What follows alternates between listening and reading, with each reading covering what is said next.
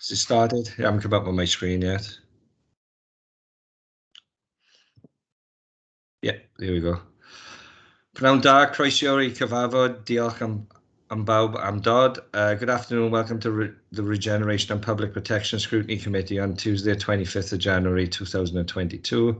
Please note that this meeting is being recorded and may be broadcast via the authority's internet site. The images and sound recorded may also be used for training purposes within the authority. Right, okay, sorry. Agenda item 1, apologies for absence. Yeah, Chair, it's only Kevin Gibbs is trying to make his way into the meeting. Okay, no problem. Thanks, Scott. Item agenda 2, declarations of interest. I have to declare that obviously I work for the Leisure Trust and I wrote one of the CRF successful applications. The project hasn't started yet, so I believe I'm okay with this meeting at this moment in time. So, okay. Agenda item 3, the issues and implications arising from the end of EU funding. I'm going to ask Alan to present this. Is Alan here?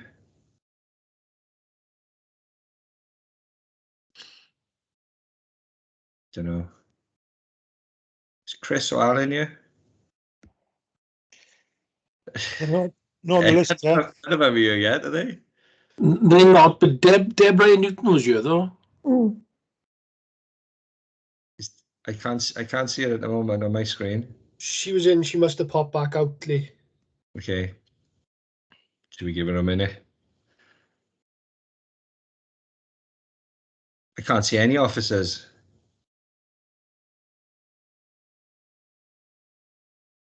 Meyer, can you see anybody? No, Chair, it was only Deb Newton, but she seems to have dropped off. I can't see anyone else, sorry. Okay. Shall I try and make a phone call? There you are. Oh, there's Chris, Chair. Here's a main man. Sorry, I had a slight connection problem. I had to shut everything down and get back on. Sorry about that, Chair. That's right. We've done you a bit now anyway, so you can go. Oh, no, yeah. it's joking. So we're on to item agenda 3. I'm not sure if it's you, Chris, that's presenting this. Yeah. Apologies for, have you done apologies for Alan Owen? Yeah. No. So apologies for Alan and apologies for Ryan Barry as well. So myself and Deb Newton should be here. Deb, here? She was, and she popped. I think she might have had connection problems as well. Okay. Okay. Do you want to give it a minute, or do you want to proceed? I'll proceed. Oh, she's yeah. I'm in now, Chris. Sorry, Ah. it just keeps putting me on hold and throwing me out all the time. So fingers crossed, I'm in now. Brilliant. Okay, Chair. If I start, myself and Deb are going to take you through the key points of this report. Then, so just bear with me a second while I call the report up.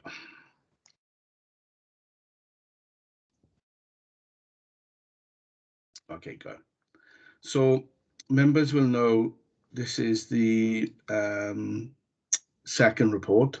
So I haven't put the report on the screen because I know members will have it. I just got the report on my second screen, if that's okay. Or do you want me to put it on the screen, Chair? No, I think members have read it. I think that's fine. Yeah, okay.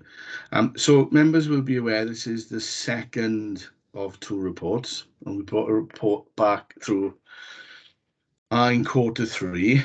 So this is the second report, and there are reasons for you come into why this is a second part of the report, because we've done an additional piece of work that we'll talk about in relation to wider partners and implications of lost European funding to strategic partners in Merthyr Tydfil. So in terms of the summary,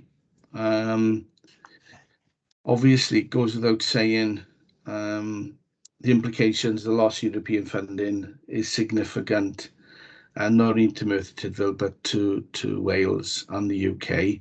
At 1.3 we draw reference to the point I just made. It's the second report.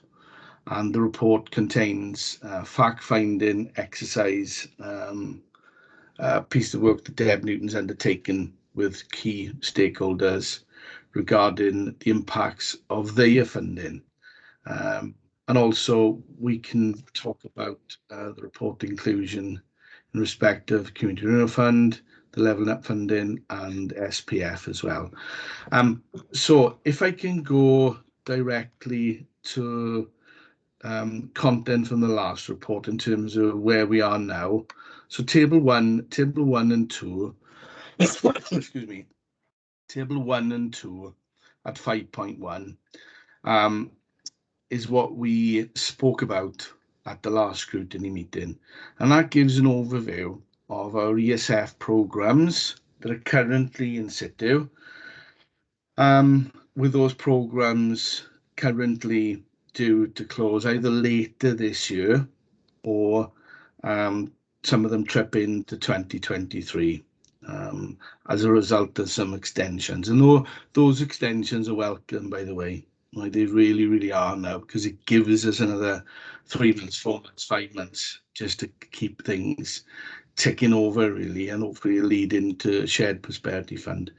So as you can see, page 5, scrolling down then to top of page 6, are the ESF programs. And ESF, just to remind us, is in the main, it's the people programs. So it's about getting people into work, right?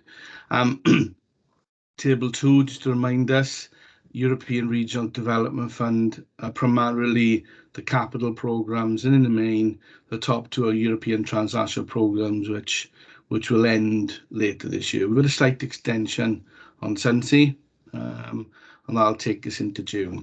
And that will see the end of our European transnational programs that we've benefited from greatly over the years, we feel.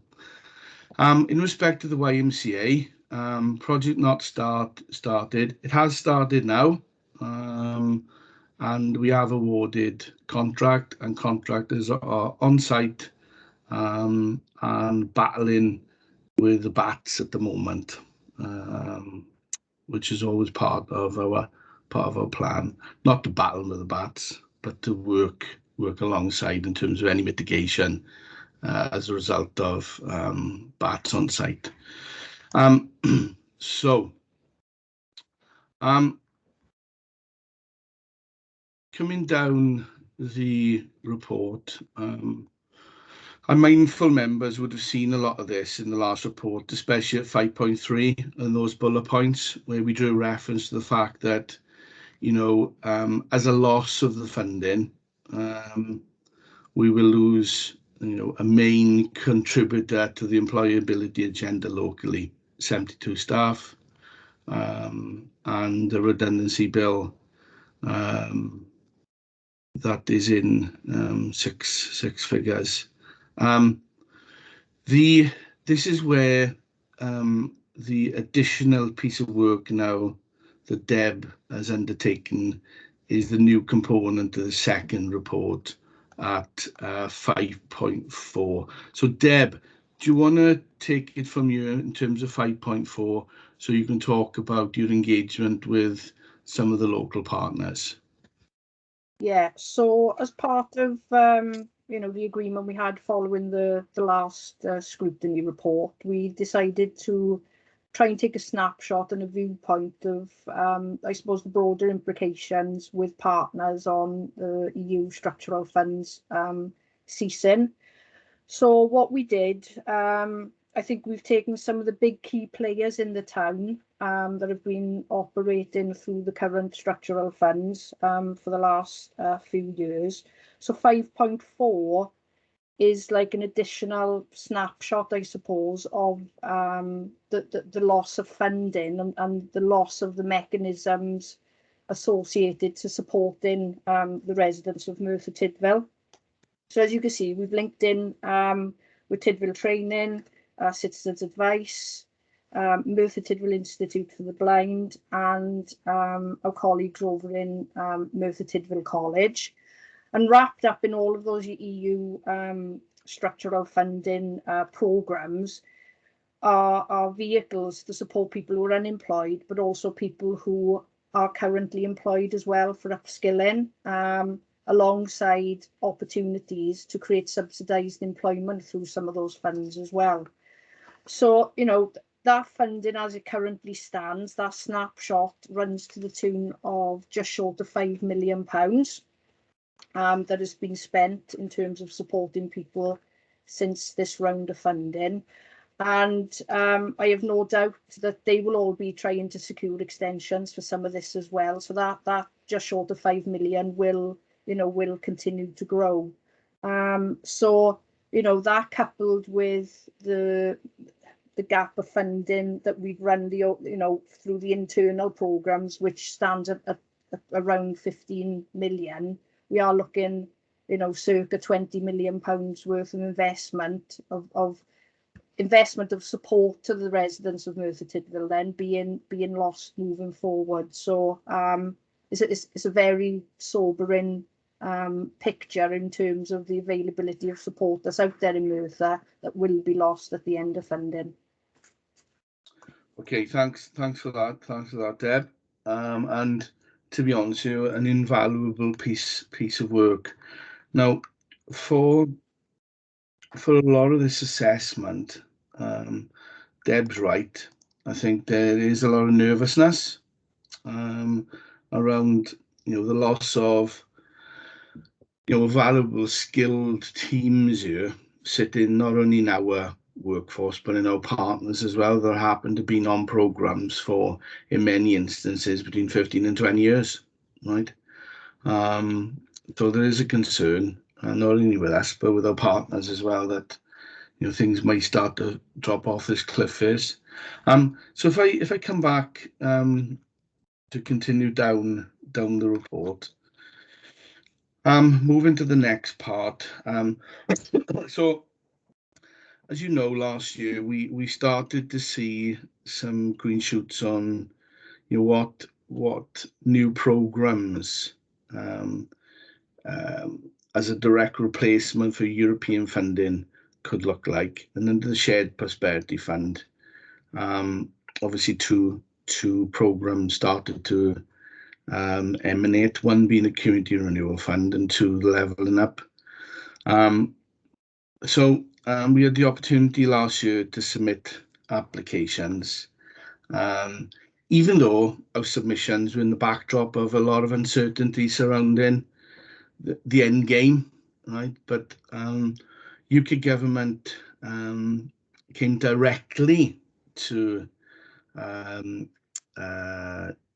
local government, and 100 towns were on their list to invite applications in for funding. So that felt a bit strange, to be honest with you, because for many years we'd had a direct relationship with Welsh Government and WEFO, the Welsh European Funding Office. Now we had UK Treasury, you know, offering 100 towns in the UK an opportunity to come forward with funding. So, okay, that felt a little bit different. However, seizing the opportunities, as we know from you know, from what we've been successful with, we managed to secure just under £2 million. So just to explain that a little bit, as in 5.7, so we did have an indicative allocation of around £3 million. And I think timescales very, very tight, right? There was a program that was launched and we had a very tight window to respond. And UK Treasury had a very tight window to respond to us, whether we were successful or not. Significant delays with that, as I've drawn reference to in previous scrutiny meetings, and I've highlighted in 5.8. There was a long delay, and that's, you know, very well documented in the national press, etc. How disgruntled people were, because obviously the opportunities were only for 6 months anyway, right? But anyway, notwithstanding that, you know, as you'll be able to see on page 10 we had 4 projects which were successful, and they now make up a compendium of grant just over 1.9 million. We are at contract award stage, so we awarded contracts to the 4 applications. We're still working through the terms and conditions on some of them, and delivery plans are coming forward for those 4 projects. So very tight, lots of money to spend. Community Renewal Fund is revenue, so it's about people, it's about activity, it's about participation. Excuse me. So it is about doing things, right? And I know some of the projects have some great partners as part of it, and hopefully the way this has been positioned as projects, these are pilot projects. That's the way the guidance has been termed, to try things, do things differently, innovative practices, whilst being strategic for 6 months. So, that's really hard, isn't it? When you think about it, right? See, Community Renewal Fund will end. We've had an extension to June. There's no talk of CRF2, and there's no talk at this point in time of an extension right after June. So it's a hard one, this, guys, really is. However, the local authorities grant recipient body are working really, really hard at the moment to put in place various measures to safeguard the finance and obviously the deliverability of some of the outcomes bestowed within the 4 applicants. So there's a lot of activity, a lot of mobilizing of programs.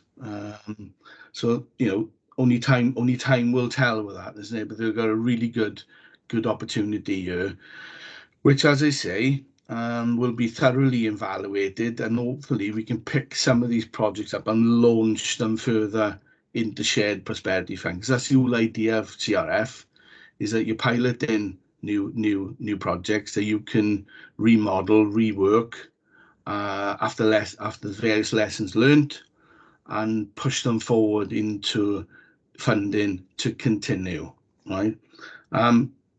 So I think I've probably covered quite a bit of that. Excuse me, in page 10. In the backdrop to this, as I've mentioned in 5.11, our town centre transforming town still tracks on. There's still investment opportunities through Welsh Government, through their strategic programmes for capital funding, right? So that hasn't changed. What has changed, though, I feel, is the difference in our dialogue, because now we're talking to UK Government and Welsh Government on different teams. So the Community Renewal Fund team is a team of 12 staff. It's an all-Wales team. We've had good meetings with them, and it does sound as if they're in for the long haul here. And again, as the report indicates, there's a bit of uncertainty about where Welsh Government fits into the jigsaw puzzle of development in Wales. So that's going to be really interesting, how that evolves in 22-23.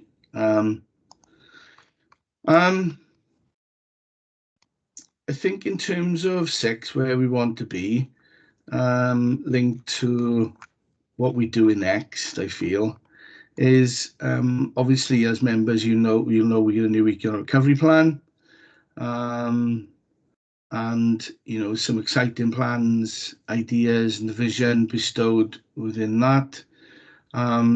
We, as a department, obviously, we are concerned about the employability provision without a shadow of a doubt, right? Because Deb and the team, in terms of putting people into work, have done an incredible job over a sustained period of time through European funding.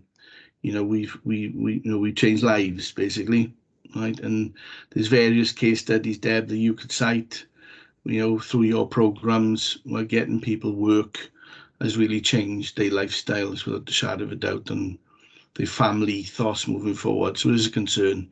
There's a big concern about that, right? Because £10 million or £15 million is a fair old gap that is to plug, right? I think that's why the Shared Prosperity Fund is so important to the economy of Merthyr Tydfil, really, and employability. So just wanted to mention that. I think the key point for us moving forward is making sure we deliver on the Community Renewal Fund, because it is about credibility, right? It is about a new relationship with UK Treasury. So it's about our credibility as a local authority and our partners to deliver on £1.9 million of revenue and the exciting projects. And it's about us really in terms of our governance, our structures, our systems to report an effective programme into UK government, because this is a start and a catalyst for something bigger, obviously, right? It has to be. Now, whether Shared Prosperity Fund and the new funds are in place later this year is the $1 million question, right? Because ideally what we'd want is, as CRF is finishing, we dovetail quite nicely into new funding. They haven't indicated that's the case, right? They haven't indicated that is the case at all.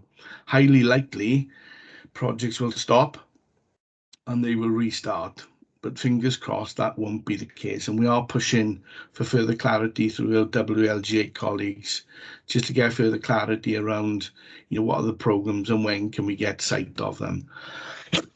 Just a little bit on Levelling Up Fund. Obviously, we were successful on Community Renewal Fund, which is skills, business, employment training, community development. Those are the key objectives of CRF, and it is a revenue fund. Levelling Up is primarily a capital fund, right? We didn't submit the capital fund application because we were only allowed one shot at it. So we decided our train station and our Metrolink wasn't quite ready, but it will be ready for later this year. So there'll be another announcement around the springtime for another round of Levelling Up funding. So, and we'll be bringing a report through to the new administration now in August, September, hopefully, on where we are with the Levelling Up funding. But be assured we will be at the table for a chunk of capital funding for the second stage redevelopment of interchange, which then will be the linkage from the train station to the bus stations. There's a lot of work taking place on the ground at the moment, just to make sure we're in a position to apply for that funding. So just wanted to mention the Levelling Up funding. Deb, is there anything else you'd like to add to that? No, not really. There's the genuine concern over the structures that are out there now that support local communities. We're desperate for further information to come out of Welsh Government as well. We know that new employability plans are being written within Welsh Government, but apart from that, we're not seeing a lot of mood music coming out to what that might translate to in terms of future programmes. Communities for Work Plus, there's an indication of potential 3-year funding plan for that. So I think that's the start of the thinking, I think, for Welsh Government moving forward.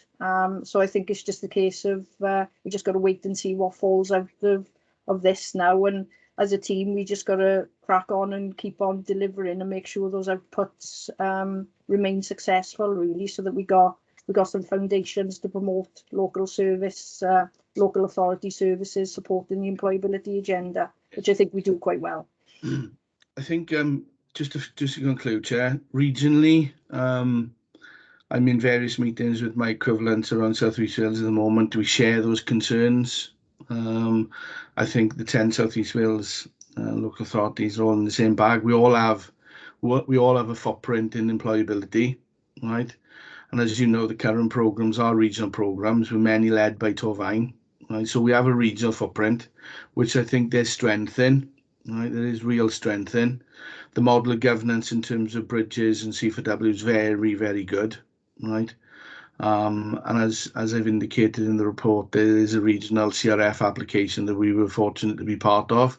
So we have a tentacle regionally and a tentacle locally as well, which I think is good. I think gives a bit of balance really to the compendium of projects in Merthyr Tydfil. So I just want members to be assured we are at every opportunity raising our concerns, both, as I mentioned earlier, through the WLGA process, but also through our directors group as well, right?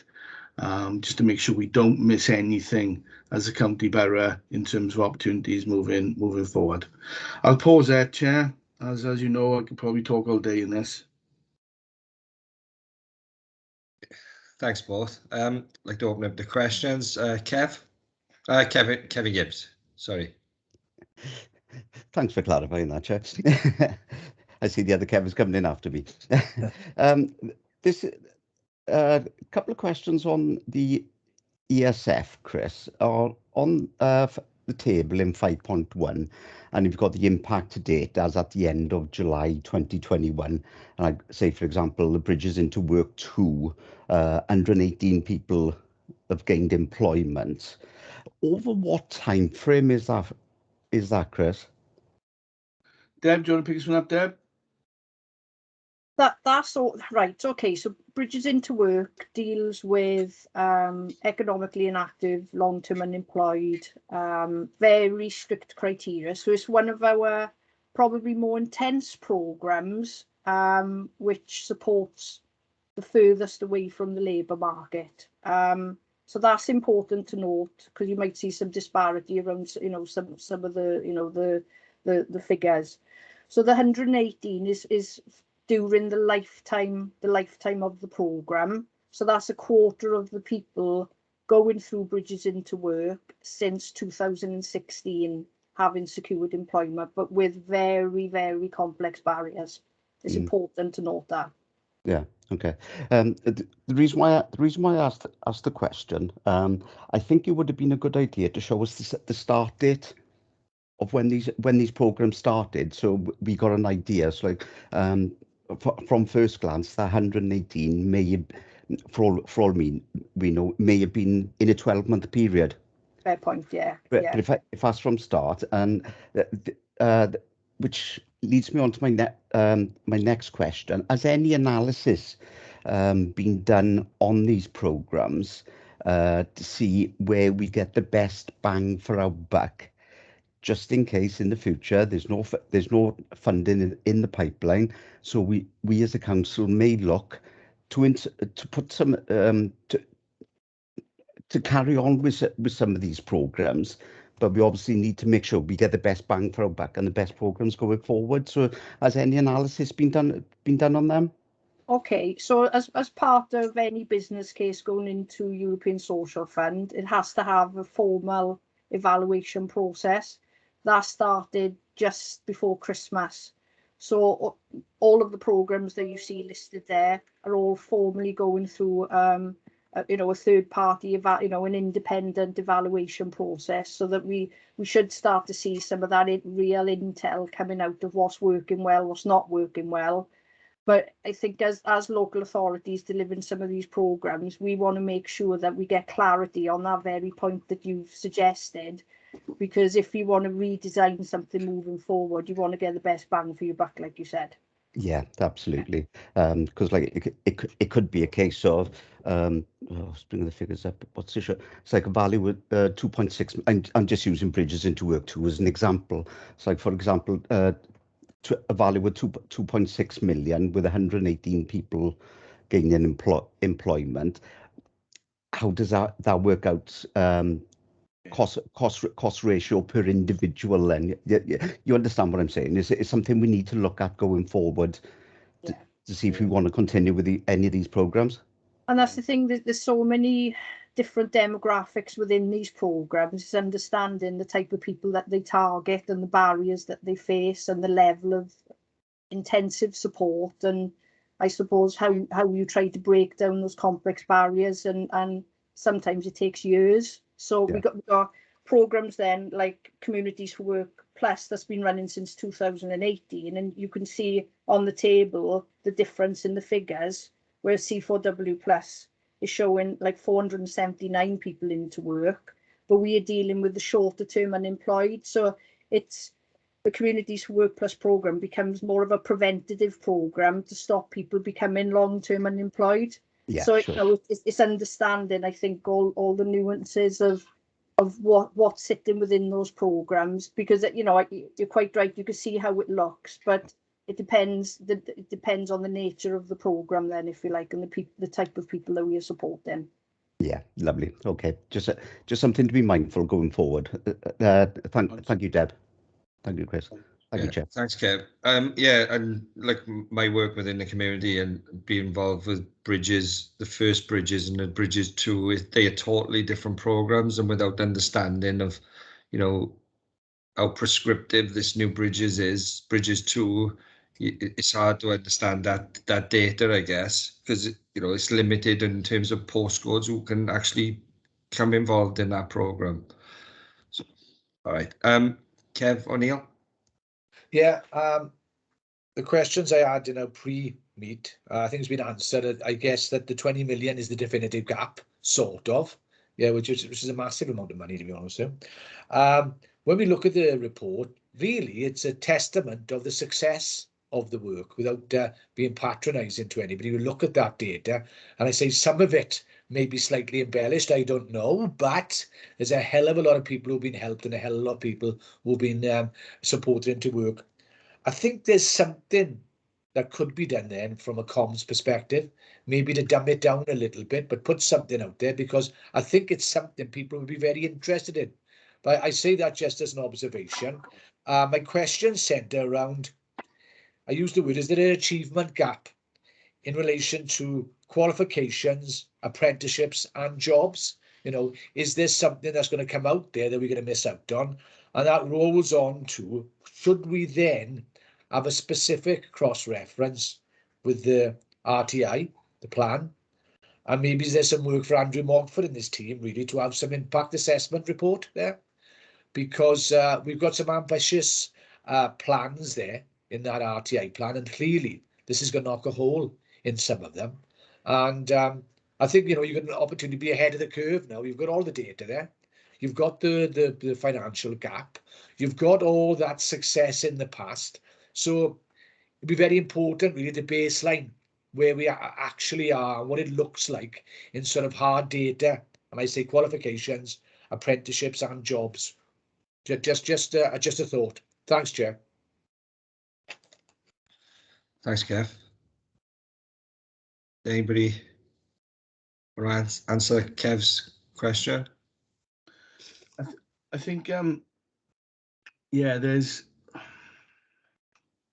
I think the apprenticeship angle, Merthyr's been relatively weak on, right, over the years, should we say, right? I think, and there are various reasons, I think, for that, like various reasons. I think through the Aspire model and the shared apprenticeship program, and that program obviously sits with Deb, has done very, very well from an advanced manufacturing perspective to start from a very, very raw base, right? And I think early days has struggled, right? But it's certainly gained momentum over the last 2 years, Deb, isn't it? And I think that's been the catalyst really to open up the market in terms of apprenticeships. Now, I think as a local authority, we've started to do some work around apprenticeships with workforce development as well. I know we've employed 1 or 2 ourselves.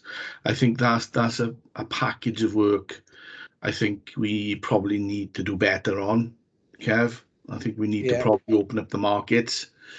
And I think the sectors that need to shine very well are key sectors that are highlighted within our economic recovery plan. The tourism, hospitality, the creative industry sector, isn't it? And, you know, it just happens to be now in the CRF application, you know, there's an exciting component of apprenticeship development, a part of, you know, Merthyr Leisure Trust's idea. So there's plans afoot, there are seeds of development around apprenticeships. I think in the past, perhaps we haven't had gold star for it, right, for various reasons. but I think there are some sort of innovative ideas that we building from at the moment. And I think, in the new world of apprenticeship development, you'd want to see a whole sectorial support around that, wouldn't you? Because I think, it is flagged up by WG as, the model moving forward in terms of how many apprenticeships was government really want to encourage locally in various sectors. So there's a lot in that. The other thing is as well, what we always try to do across my service areas is to not look at employability in isolation. So as an example, the building of the bus station really was a catalyst for employability opportunities. Right? It was a catalyst for supply chain development. £13 million, 95% of that was spent locally. Deb was involved in the employability opportunities for some of the workforce. The Morgan Dal done a lot of work in the schools. So employability, as you know, is just not a bubble in isolation.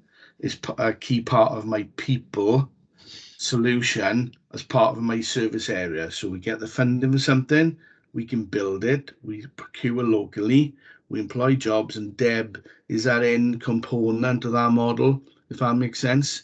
And there's various case studies where that has worked, over the last year, 5 years, 10 years, 15 years. Marks and Spencer's, Trago Mills, whatever sector opportunity is forward, we apply that model, that blueprint to the development, right? And really that's been pivotal to the success, really, I feel, over a sustained period of time, is that Deb comes into the team with the employment solution for a lot of employers, right? So I just wanted to mention that, and that links, I think, Kev, the apprenticeships, the skills, the training, and the businesses, yeah. Thanks, Chair. Thanks, Chris. Any other questions? Hilary? Chris, thanks for the explanation of the acronyms and what's behind them. That was really, really helpful. I'm just trying to get the document so that I'm at the right place. So I'm at the top of page 7, bottom of page 6 area. There's bullet point 2 there, says 72 experienced support staff will be made redundant. That's quite a strong statement. May, but you've got will. Is that actually the case, that 72 people will be losing their jobs? Yeah, and we had a long conversation with Deb over that term will, and we wanted to be honest with members over the likelihood of it happening, and that will is based on a high likelihood of an understanding of the landscape at the moment in terms of funding being in place categorically by the time these programs end, right? So will is a high probability, right? Because the signs at the moment is that, as I mentioned earlier, the extensions are really welcomed, aren't they? Extensions of programs are really welcome because it gives us another 3 months, 4 months, 5 months. But at the moment, we're on extension after extension, right? And we're open. And look, you at some point, staff have to make choices, don't they? Like, they have to make choices, right? We're fortunate enough at the moment, we haven't lost anybody. We're in a discussion at the moment, Deb, on 3 staff that will lose their jobs. No, they won't, because we managed to find alternative employment for them, right? And we've been very good at that over the years. Right? We've been very good at not losing any staff, right? And however, we've never had a program shift or change like this before, right? Because previously, I think we come to the end of the fourth block of 5 years of funding, 20 years, right? In the past, when we've been in the European Union, right, we went from objective 1 to convergence, etc., etc. We were always able to see where the program was, right? So we were always able to dovetail from objective 1 to convergence, and we were always able to hold on to our staff to transfer to new programs. The shared prosperity fund is completely different, right? Completely different, right? So there is a high likelihood staff will be made redundant. High likelihood, right? Unless later this year there's a very fast track change, and shared prosperity fund is catapulted into the UK. Now we haven't seen signs of that yet, but fingers crossed it might happen. But as of today, we're not seeing that fast acceleration of the program. So it is a fear statement that will. And that will is based on those facts that I just mentioned, Hilary. And Chris, just again for my understanding, and forgive me, it's a lot to take in the report, and although the report is well structured, does the 72 staff potentially being made redundant, does that refer to the tables above, or does it also include the tables below? And the reason I ask is, and again, hear your point about if funding comes on stream, because I noticed with some of the new funding available, so much further down in the document, Tidville Training has now got a consortium. So I suppose some of these could morph into sort of companion or kindred organisations. Is that the hope for some of these staff, that will happen? In answering the first question, Deb, it is all of the above, isn't it? 72 is table 1, isn't it? 72 is based on the internal staff, yes. Yeah, in table 1.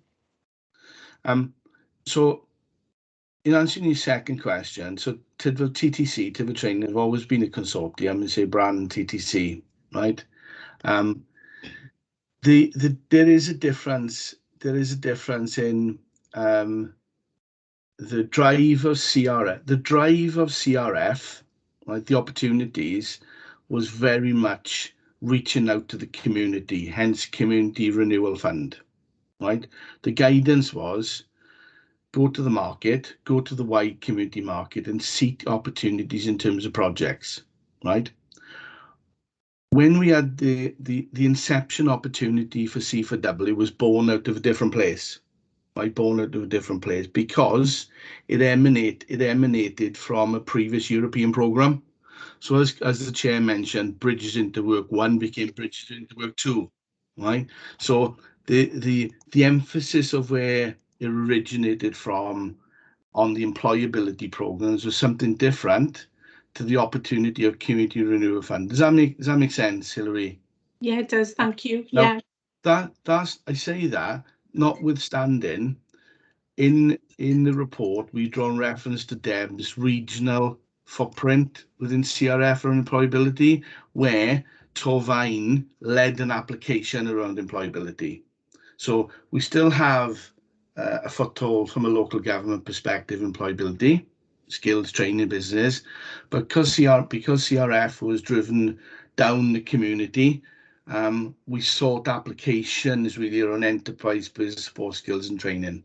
And now that's not saying in the future shared prosperity fund might depict that guidance. We just don't know. Okay. Yeah.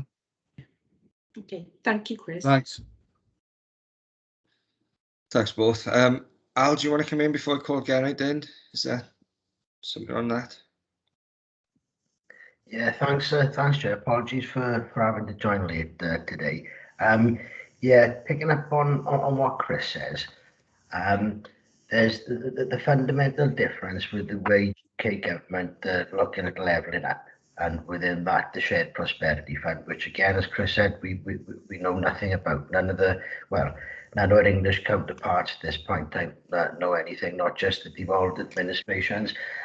Previously, all the European stuff, which goes back to the early 90s actually, they programs, so they are structured programs that you can construct programs within. Now the Levelling Up Fund agenda is based on projects, So that is just totally fundamentally different, because once you've completed a project, you've completed a project. But the example that Chris used with Bridges to Work, when you have a program, you can keep developing it and moving it from one funding stream to another.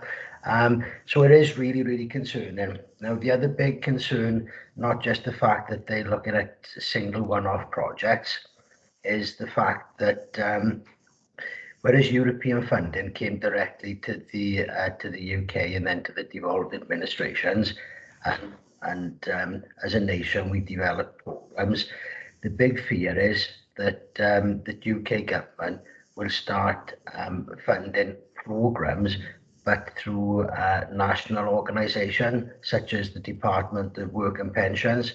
So instead of all the local work that's been developed in Wales, which Deb has very successfully delivered in Merthyr, they might just give that money to DWP or Job Centre Plus and say, okay, deliver a load of nationally based programs, because historically that's what they did. If we go back to the 1990s, so there's lots of fears. We've got all the angles covered. We've got a direct line of communication now with the UK government through the level up team. But unfortunately, the relationship with UK government and Welsh government is, well, all the devolved administrations is very, very poor. Thanks, Al. Geraint, do you want to come in? Yeah, thanks, Lee. No, Hilary makes, raises a real hot topic and a great point here, and Alan and Chris alluded to it there. We're talking 72 members of staff here. They may be grant-funded posts, but they're very experienced members of staff. And this is where we need some forward planning here and some certainty going forward. Because places like Merthyr Tydfil, perhaps more than most, need these people with experience of tapping the vein of getting the economically unemployable back into work. We saw the success of the program with Deb when we brought a lot of people into work in Trago Mills, a couple of years ago, and that's what we need. And I just feel if we did lose these 72 members of staff, we would be struggling as a county borough to get these people who have been generationally unemployed back into work. So that is a real concern, I think, for all of us here on this meeting today. Yeah, totally agree. Thanks, Gav. Andrew?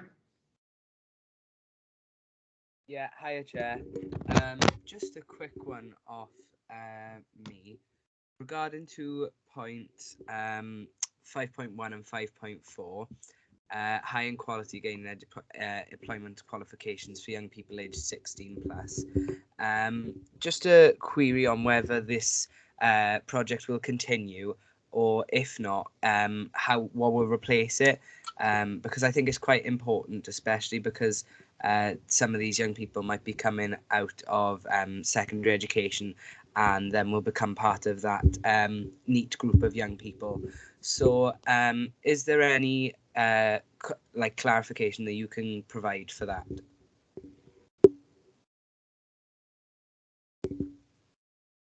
Sorry, Andrew. Which project are you? Is it which project are you referring to? Is it Communities for Work? Yeah, the Communities for Work, and then in 5.1, and then further down into 5.4, the apprenticeships and the Citizens Advice one. So yeah, the Communities for Work programme is obviously European Social Fund, so extensions are being sought for that as we speak, and mood music is very, very positive. But like the other programmes, it's Welsh Government national-led Communities for Work, so we're one of the 22 local authorities delivering on that programme. So again, it's waiting for that information to come out of Welsh Government in terms of what they are going to develop as part of their employability plan to replace the programmes that are already operating nationally. And I think with the apprenticeship programmes, again, We hear in mood music that the Welsh Government are going to commit to 120,000 apprenticeship opportunities as part of their new approach. That'll be made up of a network of providers that will bid into, a bigger pot of money. I think there's currently about 14 apprenticeship providers operating within Merthyr. It's a very complicated landscape that takes into consideration learning pathways within particular sectors. So it'd be interesting to see. I know there's a team specifically working on this within Welsh Government around the future offer of apprenticeship opportunities. And once again, we've just got to see what falls out of Welsh Government as part of their wider employability plan.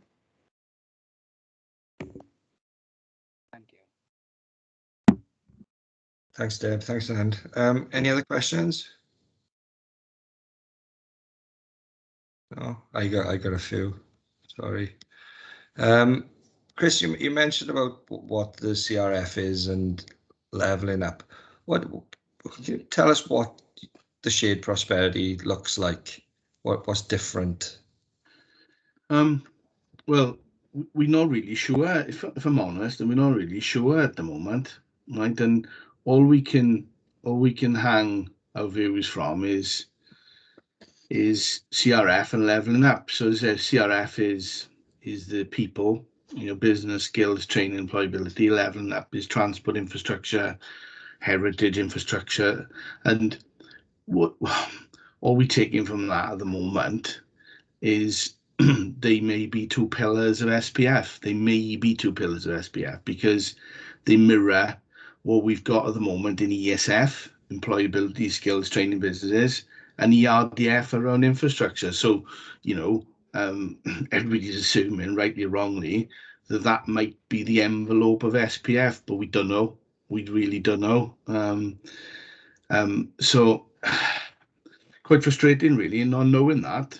But all we can do is wait for guidance to emanate out of UK. Yeah. Yeah, I've read it, and it just seemed like as clear as mud. It was hard to fathom what it was. Al, did you want to say something then? Yeah, I mean, there's also confusion about the relative allocations and how it's going to be divvied up, because I think the government committed the commitment to the replacement fund was £1.5 billion a year.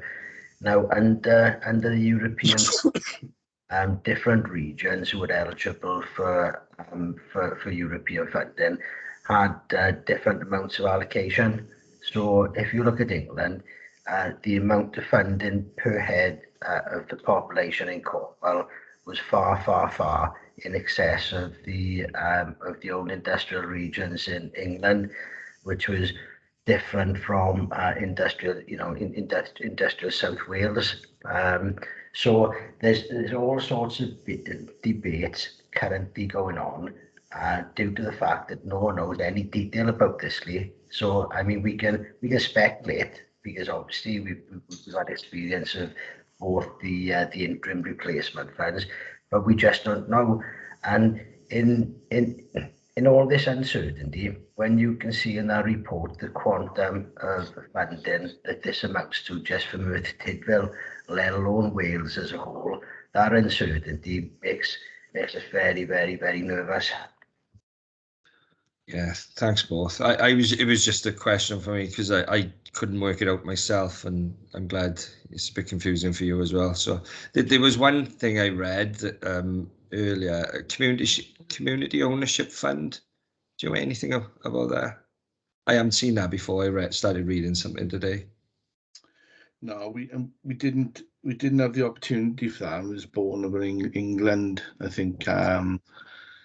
Community ownership funds. I think some UK councils managed to do a little bit of work successfully around that, but from our guidance notes, we didn't have the opportunity for that. Okay. Question around CRF. You mentioned it earlier, really tight deadlines, and we're nearly into, it's got a deadline of 30th of June. We're nearly into February. We're still unsure, there's organisations still unsure of certain things in agreements and stuff. Is that something, extensions that you could you will be discussing with No, it's an absolute date, Lee. Yeah, okay. All right, no worries. I think it will, it is a stretch, like you said, revenue, that period of time is such, we waited, I don't know how many months. The application went in June, they come in the 3rd of November, and then they set their teams up, and employing people it just doesn't make sense why it has to be that date, and that's it to me. It's policy. It's UK policy, isn't it? And don't forget, you get 100 towns probably asking the same thing. So they be assured they'll be consistent on the June. They will be. They won't budge. Okay, no worries. Regards to the employability programs, have you noticed already that you're losing staff? No, not really. I think we've got quite a strong workforce. I think we literally lost 1 or 2 with the introduction of the Restart program. We were already seeing some of those big national programs coming to fruition. Like Alan mentioned with DWP, we got Restart and Jets. So there's a bit of competition out there now in terms of trying to find eligible participants for our program. I think if we were to secure these extensions, we'll keep the workforce obviously for a bit longer to deliver on those programs. But like Chris said earlier, the team are going to have to weigh up their options depending on what information comes out of the UK government and Welsh government, in terms of future employability. So we're not currently leading staff at this point in time, but we are beginning to see perhaps some reductions in referrals being made from Job Centre Plus, because obviously they are targeting people towards some of the new contracts awarded, and that's a little bit of a concern for us at this point in time, which we're working through. But the programs are all still very buoyant with us. Okay, in terms of Communities for Work and DWP, they fund some element out of that. Do they receive EU funding for their side of the Communities for Work program? My understanding is, I think that the DWP component of Communities for Work is the match funding element with Welsh Government, so it works in partnership with Welsh Government. So the DWP service and the services of the work coaches and the C4W advisors complement the delivery of Communities for Work. Okay, great. Deb's made a really good point there, Chair. The fact that if DWP want to take control of the programs, that's all they'll do is migrate their client group onto their programs in whatever way they want to. So because the DWP function obviously is a UK national function, and they're in very strong position to be able to deliver the policy of the UK government. So that's a very powerful element. Yeah, I and they work a little bit different to your side of the project as well, in terms of how they support people as well. I think, losing community connectors that we have done in, me and Alan discussed this yesterday in terms of CF, losing that 4 or 5 years ago, that support's out of the community, and then the likes of your support going out to the community, it can have a devastating impact within our most vulnerable communities, I think. Okay, moving on to the local government. Has there been any feedback from colleagues in Welsh Government about local government liaising directly with the UK government? If I can, yeah, do you want to pick that up first? Go on, you go first. Yeah, okay. The Welsh Government have been very much kept out to the operational detail of the delivery of these programs. So the UK government have gone directly to local government, which obviously is a concern nationally, because it bypasses the devolved administration. So discussions have taken place at ministerial and leader level about how Wales actually coordinates its response. There's nothing we can do to influence the structure of how UK government want to deliver the funds, because the UK government funds. But whereas devolution has been a very collaborative model that's brought us to where we are with these employability, quasi-community employment processes and programs, then obviously we're at the mercy really of what the structure is going to be. But it's been very frustrating. Well, in my opinion, it's probably been very frustrating for the Welsh government because they have very much been cut out of the operational process. Chris wants to elaborate. No, only to say I've probably seen more civil servants knocking our door trying to find out what we do in the last 6 months than ever, right? Which has been interesting, been very, very interesting, and you know we'll continue that, because I think in theory we should now be co-designing stuff, shouldn't we? Well, we should. Well, we should be in co-designing a lot of our initiatives, but we're a million miles away from that, which is a shame.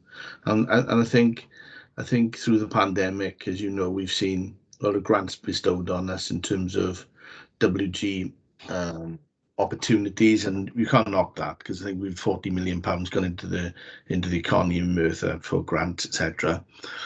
And lessons learned for that, we work very, very well with Welsh Government, right? Very, very well under pressure. Now, when we take our foot off the pressure and we get time to breathe, I really think we should be designing programmes then with Welsh Government to truly meet the needs of local businesses. Are we there? We're probably not, right? And that's the disappointing thing, I think, is really, I think we should be now in modern day local government. We should know what local business, local communities want, and if we don't know now, we should may as well go home. And I think we do, right? But we still get alien programs that and grants come to us. You think, God, how the hell was that designed? You know, we got one now that we're battling with, and you think, oh, like we're going backwards here. But anyway, so it's been interesting. And you know, good to see how it continues, really. Yeah, I think, like, from the employability data you've had from all the programs, I think you could probably design something really, really good. And like you said, it's all about co-production now and working together. I don't know how you do that in doing that as well as your day-to-day activities. You know, that is a big piece of work as well. But you know, I think it's worth doing.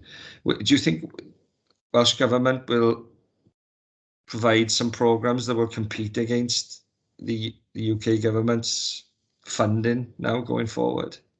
It's very difficult to see that the Welsh Government have got access to resources to do that, especially obviously coming off the back of the pandemic and the cost that's come with that. I think there are some opportunities, mind, in this space, strange space we find ourselves of total uncertainty, whereas previously we've relied on guidance of the programs which were coming, and that's not happening. I think the opportunity for us, which again we discussed this week, Chair, is to actually design something which is perhaps more rounded and more far-reaching than just the EU programs that we've seen previously.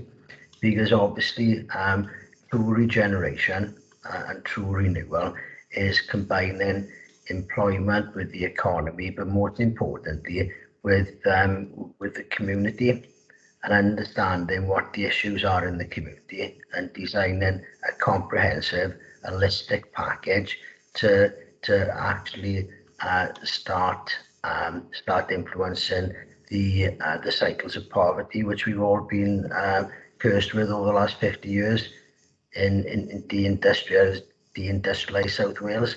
So there are opportunities which hopefully will, well, not hopefully, will come out of necessity. Yeah, thanks, Al. I only got a couple more. But yeah, just like following on from what you just said, you know, if all of these funding programs go, there'll be like a massive gap. Do you think? And you know, third sector organisations in Merthyr could possibly plug a small part of that gap. Do you think there's a level of support there in terms of governance and funding that they're ready to do this? I don't feel they are, but yeah, it's an interesting one, right? And I think to date we probably got the right balance in terms of what the local authority delivers against what the third sector key agencies deliver. Probably the right balance, right? Some people might argue, but I happen to think we deliver what we need to deliver, and we outsource potentially where partners are closer to the specialisms and strengths to deliver. Now, the CRF is that, isn't it? The CRF is absolutely that, as I mentioned. So Deb's got a footprint in the Torfaen around employability, but also we've gone, you know, we've successfully awarded 4 contracts in sectors that are probably not closer to the local authority specialisms, creative industries, yeah, as one. So point I'm getting to is I think sometimes we got to address the balance in terms of playing to our strengths as local government and play the strengths of our third sector partners, and I think we've demonstrated some of that well in CRF, right? And I think perhaps our support in the future should be to strengthen up the governance of the third sector so that they can be more robustly ready to take on multi-million pound programs, and perhaps they're not at the moment. So why would we want to burden third sector organizations with, you know, God, some of the ESF regulations, Deb, right? They'd sink. They would absolutely sink. Whether your strength is actually delivery, actually down on the ground delivering stuff. So if the local authority can take the burden in terms of the governance systems, processes, etc., perhaps we play to the machine's strength a little bit more, really, and take the heat off of third sector partners, which we've, you know, that's one of our pilot interventions on CRF, isn't it? Really. Yeah, I do agree. I just think you know, they can play a massive part in the future of Merthyr, and you know, maybe more can be done around the governance and support. I think it's something that could be picked up going forward. Yeah, I think just to round that off as well, Chair. I think what we've got to do with the third sector is agree a smaller amount of killer priorities to actually transform Merthyr, rather than everyone trying to do everything. So if we've got key priorities which are going to fundamentally bring about change, then we direct our resources, which by the look of it are going to be more limited than they were previously, at those priorities. What's going to aid that, Chair, as well is in the Tidwell Training Consortium's enterprise application is a specific social enterprise component. So as you know, we've been in discussions with AMT now to lead on that for us, right? So I know they are recruiting at the moment for a social enterprise officer, right? So I know we've been here before. We've been here before a long time ago, but it's reinvigorating the sector, isn't it? So simple things, as social economy network, and then perhaps just looking to readdress, you know, as Alan alluded to, what are the most important components of the sector's ability to drive on opportunities, really. So yeah, it should be interesting. That's an interesting line, really, of our economic recovery plan. You know, if you remember, the whole social economy, the whole community development, and I know within CRF, I think we were lucky enough to build in a component of that we can perhaps reinvigorate the sector that's just hovering at the moment, isn't it? It's just simmering, in a sense. Yeah. Thanks, both. My last question is just around 5.10. 5.10 on page 10, it says about the joint application around with the other 9 local authorities to CRF. It didn't. Was that a no, or is it a waiting to year on that up? It was a yes, and we currently, a bit like yourselves, working through relationships agreement in terms of conditions. But yeah, it was a yes for us, which will mean a pilot ILM around tourism and hospitality, and a more focused approach in partnership with housing around ex-offender interventions on release of prison. So yeah, two newish areas really for us. Great news. That's it for me. Any other questions? No, any comments? I think, Malcolm? No.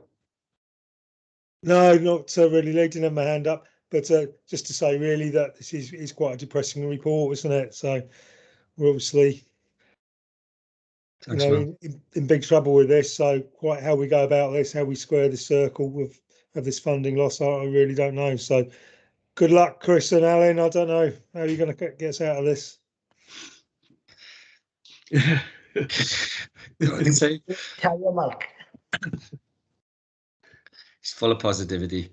Any other comments? I just think it's the unknown in it as well. It's, you know, it could be sunshine and roses coming with the shared prosperity, but it's just the unknown. The thing about it is, right, it is an unknown, and if it's going to come, it's going to come very, very late, isn't it? Well, it's going to come really late. And look, we quick on our feet, light on our feet, and turning things around. Right? If we're asked to produce something, we know what good programs look like, right?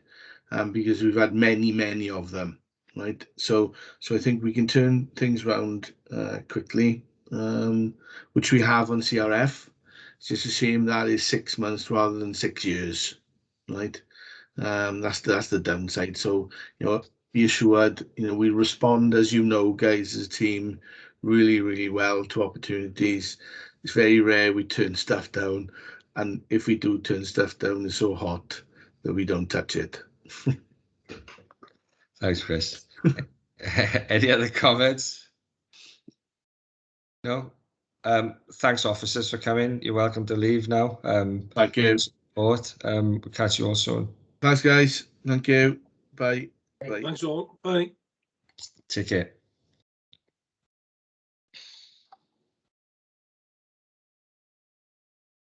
Right. Moving on. Item agenda 4, committee work program. Next up is the next committee meeting is the 8th of March. Is prevent and protect and a corporate self-evaluation working for life summary report. I believe that's still Maria. Is it you now, or Safe will be taking this forward from today? Yeah, I'm moving into my new role now, Chair. So for the foreseeable future, definitely up until the end of this municipal year, Safe will be providing the support to the committee. Thank you. Everything, yeah. So the next is as it is. There's nothing. No changes up to which I'm aware. I believe both reports are, the authors are aware that they do, and I know that the one lot have already started to shape the report for the committee. Brilliant, thank you. Okay, moving on, next agenda item. It's down as 6 for me, but I guess it's 5. Scrutiny referrals, feedback, and follow-up actions. I don't have any. Maria, there's nothing. None of which I'm aware, Chair. Okay, thank you. Next agenda item: reflection and evaluation of meeting. I think a report was good. I think it went well. I think officers asked honestly. I don't know how you felt. Yeah, I felt it was a good meeting from that respect. As I say, I just personally found the report very depressing. Yeah, it's very negative, Chair. But right, you can be negative as you want. It's the truth, isn't it? It's just it's the worry of what's coming behind it. I think like Chris said, you know, there's a time to design something good. Now, some of the programs are so, I don't know, prescriptive, where you only can do certain postcodes and stuff, and not everybody's able to come to this program of works or whatever. If you've got a level 3 qualification, you can't do bridge. You know, they could. You back in, Chris? You? Yeah. Sorry, Chair. I went offline. I forgot something. I just wanted to thank members to be aware. Thank Maria Pennell for her work on our report as well. Forgot about that. She would have killed me if I hadn't mentioned her name. So thanks, Maria. Thank you. Thanks, guys. Sorry for that. Well, I'd like to thank Maria for all her support in this scrutiny. She's been invaluable to me and others. Yeah, thank you. Thanks, very guys. Thank you. Bye. Bye. Yeah, it's just not us that's in this position, though. It's every local authority in England and Wales, isn't it? So we're not alone in this. So hopefully central government will, you know, come up with the goods. But I'm not convinced at this stage. Yeah. Anybody else? Any comments? No. Okay, thank you for all attending. Next agenda item is any other business? I don't have any. Have a good evening, and I'll see you on the 8th of March.